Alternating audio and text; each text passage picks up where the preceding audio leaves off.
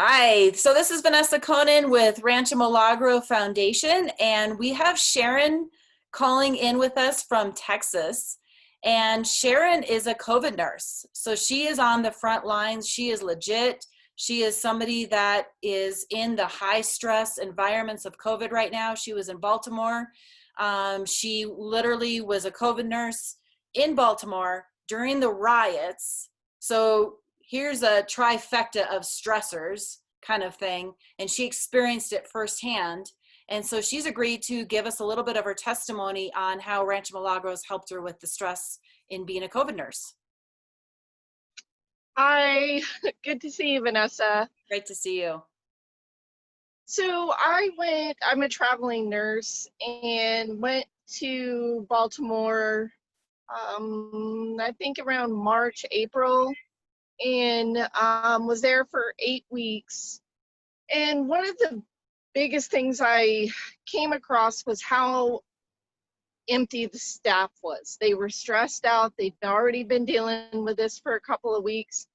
And I just kind of got caught up in that stress, which was hard not to. And part of my reason for going there was to make the money because I wanted to continue work at Rancho Milagro.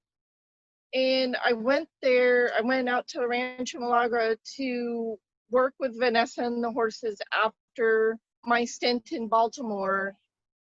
I just remember feeling so heavy and just the simplicity of working with the horses and letting them help me work my way through my feelings of stress, the sadness, the long hours, the dealing with seeing young people, old people alike succumbing to this horrible virus. And I remember working with Dandy especially. He's so memorable in his gentleness, but yet he forces you to interact with him in a nice way to where you feel and you can kind of give him your stress through touch, through just being around him, listening to him. It was just really, it just makes things so much easier to do the work to get past these feelings. And I really think the equine therapy made all the difference for me. Wow. I will just never forget those horses. So tell me a little bit about your interaction with Dandy. Like what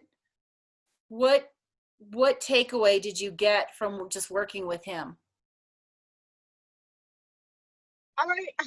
One of the things that I remember mostly is just walking through it, not wallowing in my feelings, not just ignoring them, but moving through them and moving forward.